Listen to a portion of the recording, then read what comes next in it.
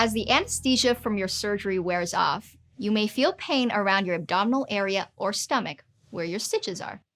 This pain is usually mild, and most patients feel better after taking Tylenol Extra Strength.